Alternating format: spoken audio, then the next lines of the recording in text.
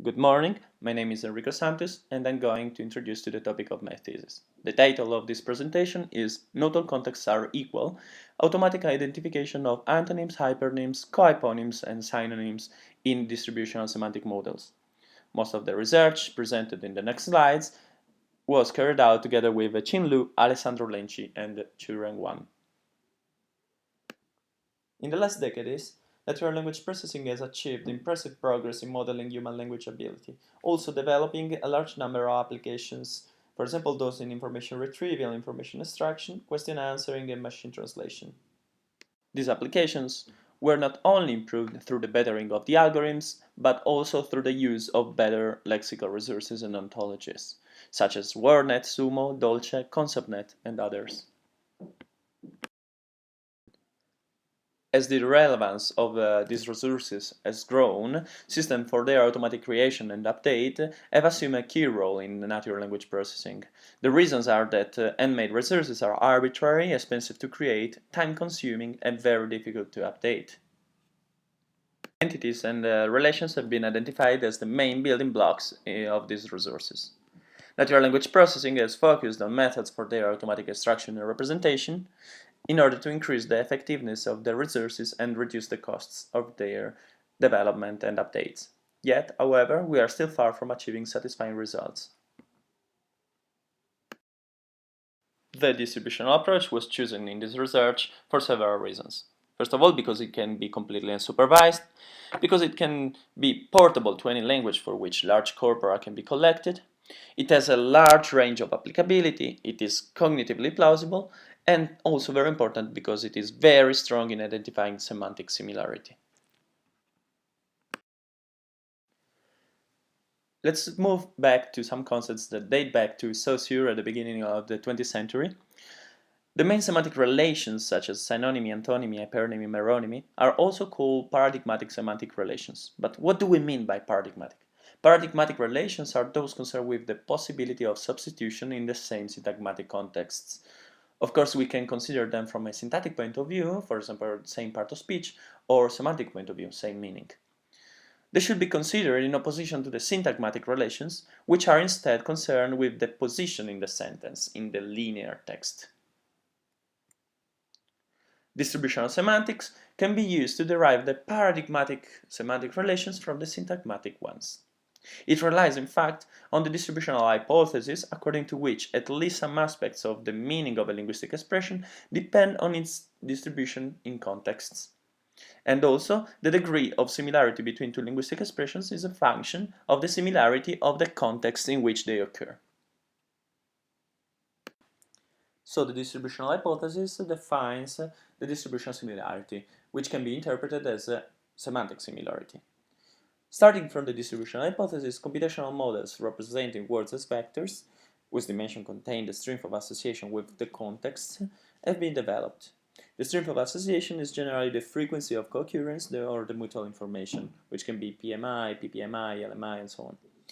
The context may be instead single words within a window, or single words within a syntactic structure, or pairs of words or patterns, and so on. Words are therefore spatially represented in the vector space, and their meaning is given by the proximity with other vectors in such a semantic space. And such a distance between the vectors can be calculated through the vector cosine, which is defined by the formula that you can see in the slide, and it has a value ranging from 0 to 1, where 0 means completely different and 1 means completely similar, basically an identity. Unfortunately, the definition of distributional similarity is so loose that under its umbrella fall not only near synonyms such as nice and good, but also other relations such as hypernyms, co-hyponyms, antonyms, and meronyms. For example, in fact, car and vehicle, car and motorbike, good and bad, dog and tail have very similar distribution, very similar contexts. Two main tasks have been designed in order to identify and discriminate semantic relations. The first of them is the classification task, consisting in classifying word pairs according to the semantic relations they hold.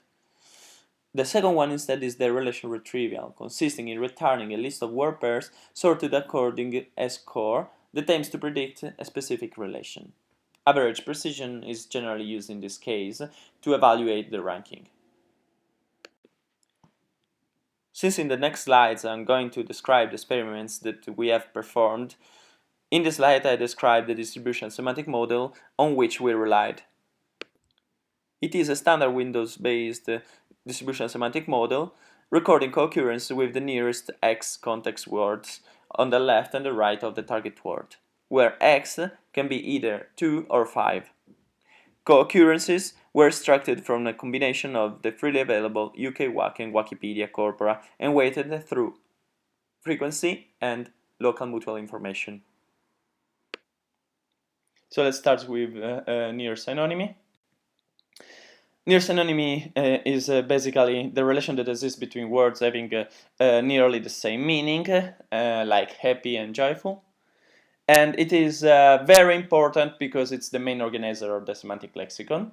And it's very well represented in the distribution semantic models, as we have seen before, by distance. Two common tests for evaluating methods of near synonymy identification are the TOEFL and the ESL. These tests consist in several questions. A word is provided and the algorithm should find the most similar one, the near synonym in fact, among 4 possible choices. TOEFL has 80 questions while ESL has 50 questions. The unsupervised measure that we have developed for identifying near synonyms is APSIN. APSIN stands for Average Precision for Synonymy. This measure is based on the hypothesis that not only similar words occur in similar contexts, but also they tend to share their most relevant contexts.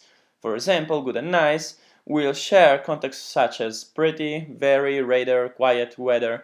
For example, good weather, nice weather.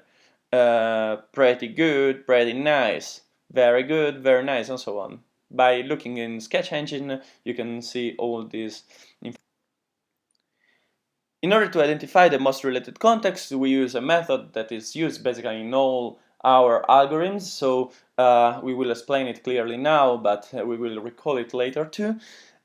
We rank the context by LMI, local mutual information, which is a pointwise mutual information that is not biased towards the low frequent element. After we rank them, we select the top n, where n is a number between 100 and 1000. At this point, only for epsilon, we calculate the intersection among the top n contexts of the 2 target words, weighting it according to the average rank of the shared contexts. Such explanation can be defined mathematically by the formula that you can see here, where we are basically saying that we sum up for every intersected context 1 divided its average rank in the 2 target words. Such measure should give us high scores for synonyms and low scores for less similar words. The experiments were carried out on the 2 datasets that we have described before, the TOEFL and the ESL. The questions were transformed into pairs where the first element was the question word and the second element was the possible choice, and then epsilon score were assigned to all the word pairs. After such assignment, we rank for every question the pairs according to the scores, and if the synonym was in the top of the rank, then we assume it was a positive answer. We penalized some questions because not all possible choice were present in our distributional semantic models. They were penalized by 0.25. In any case, this happened also for the baseline, so we have a good comparison. And we can see that epsilon with n equal to 100 is the best performant. It has 58.33% of precision, where the random would be 25%, sorry, and cosine, which is considered a state-of-the-art measure, it has only 49.44. This is in the ESL. Better results are also achieved in the TOEFL, where we get 61.86 versus 49.15. So to summarize, we know that Obscene without any optimization is not as good as the state of the art. In fact, the state of the art has reached 100% on the TOEFL, 82% on the ESL. However, it is completely unsupervised and it is linguistically grounded. There are some reasons behind it. And it performs much better than the random baseline, the vector cosine, the co-occurrence, and in a very similar way to foreign students who took the TOEFL. The value of n is also important. We have seen that the best value is 100, and this is because probably the relevance of the context is an important information. In fact, if we take the first 1000, where the relevance, of course, is less important, the value of Obscene is much worse. Still better than the vector cosine and the co-occurrence. Let's see antonymy. Antonymy is basically one of the main relations shaping the organization of the semantic memory, together with similarity and hypernymy. Although it is essential in many NLP tasks, it is very hard to define because there are several subtypes, because it is very context dependent, and even native speakers have some problems in defining it. Over the years, scholars from different disciplines have tried to define it and classifying it according to the several subtypes. For what concerns our research, the most important definition was given by Cruz, who discovered the paradox of simultaneous similarity and difference between antonyms. What he said is that antonyms are similar in every dimension of meaning, as well as near synonyms, basically, except for a specific one. For example, giant and dwarf are very similar in everything. They have arms, legs, they move, they eat, they sleep, but one is big and one is small. Most of the unsupervised work on the antonymy identification is based on the co-occurrence hypothesis, which basically states that antonyms co-occur in the same sentence more often than expected by chance. This happens often, for example, in coordinate contexts, such as do you prefer meat or vegetables, and similar. A shortcoming of such an approach is that also other relations occur in similar contexts. AP8, our unsupervised distributional measure for the identification of antonyms in corpora, is based instead on the paradox of simultaneous similarity and difference between antonyms, and it has the following distributional correlate. If synonyms are similar in every dimension of meaning, and therefore they have a similar distributional behavior, antonyms that are similar in every dimension of meaning except one should have a similar distributional behavior except in some contexts. We can also assume that this dimensional meaning in which they differ is a very important one, and therefore the distribution behavior in this context is relevant, and therefore these contexts are in fact relevant. We can think about size for dwarf and giant, and this context is in fact relevant for such antonyms. So here we have the formula of AP8, and we can see that it's nothing else than the inverse of AP-syn. The reason is that while the vector cosine in its inverse means that no distribution similarity is found, the inverse of AP-syn means that the two terms are not sharing the most salient contexts, which doesn't mean that they are not sharing any context, it means they are not sharing the most salient ones. So high scores are in fact expected for words not sharing the most salient ones, and the low scores are expected for words sharing many top contexts. In order to evaluate AP8, we performed several antonyms retrieval experiments. They are based on 3 datasets: BLESS, Lenche-Benotto, and Evolution, and they are based on the distribution semantic model that we have described before with a 2-content window.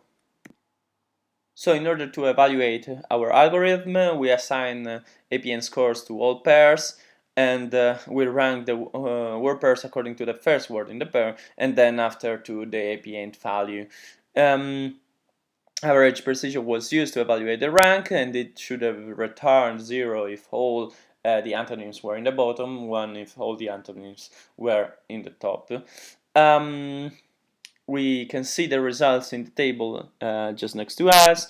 The AP8 with n equal to 100, so the top 100 contexts, as 0.73 against 0.75 for synonyms, while the baseline based on the co-occurrence hypothesis exactly turned them in the opposite way, 0.56 for antonyms and 0.74 for synonyms, while cosine is 0.55 for antonyms and 0.75 for synonyms. So they prefer actually synonyms on antonyms. We can see that AP8 results are quite stable, even if we change the number of contexts, but still n equal to 100 is the best value. Such results were also confirmed by for the several POS. We can see that for nouns it is even better than the average, same for verbs, while it's slightly below for adjectives. The evaluation was performed on 2,232 word pairs, and 50% of which were antonyms, 50% of which synonyms. AP8 outperforms the vector cosine and the co-occurrence hypothesis, which both promote synonyms. We have seen the difference for the POS, and we have seen that n equal to 100 are the best settings. Let's see very fast hypernymy. In 2014, we have presented a new method, a supervised one, for the identification of hypernym, which is very important because it's a relation that structured our taxonomies. And this method is based on the calculation of generality of the terms. So given a word pair, SLQS evaluates the generality of the n most related contexts of the two words under the hypothesis that hypernyms tend to occur with more general contexts than hyponym. For example, animal occurs with eats, sleeps, and so on, which also occur with other terms, while dog occurs mostly with bark. Generality is evaluated in terms of median Shannon entropy among the n most related contexts. Here we have the description of the algorithm, but what is important to know is that SLQS gives 0 if the words have the same generality, over 0 if word 2 is more general than word 1, and below 0 if word 2 is less general than word 1. In a first experiment on identifying the most general term in the word pair, we got 87% of precision against 63 of width spread and 66 of frequency baseline. In another experiment where we had to assign SLQS scores to the word pairs and then rank them, we had that SLQS multiplied per cosine gave us a precision of 0.59 against width spread of 0.50, cosine of 0.48, and the baseline frequency baseline of 0.40. To conclude, basically the last study was trying to identify hypernym, co-hyponymy randoms automatically through a supervised method. We basically feed the classifier with certain features. The features are described here. I don't spend time to describe them, but we can talk about them later. The dataset was a combination of Bless, Lenchi-Benotto evolution again, 9,600 pairs, 33% of each relation. And here we have the results. We can see that when the three classes were present, we got 88.3% precision against 57.6%, and then when only two classes were present, we were much above 90% against baselines that were about 65% to 80%. So let's move to the conclusions. So we have seen that extracting properties from the most related contexts seems to provide important information about semantic relations. Among these properties, we have seen entropy, intersection, frequency, and rank. Moreover, we have seen that AP8, SLQS are relevant measures and are well-performant ones. They are very important, especially because they are unsupervised measures and therefore they can be applied also to different languages, and also because they are linguistically grounded, meaning that there is a reason behind them. Root 13 is a combination of these properties that try to identify hypernyms, coordinates, and randoms, meaning by randoms, of course, words that are not related to each other. Up to this date, we have identified the most related contexts using local mutual information, but it's very likely that in the next studies we're gonna use the positive pointwise mutual information because it's the most used measure at the moment. Given what shown in the previous slides, we can conclude that not all contexts are equal, and the most relevant contexts can provide us very important information. Thank you for your attention.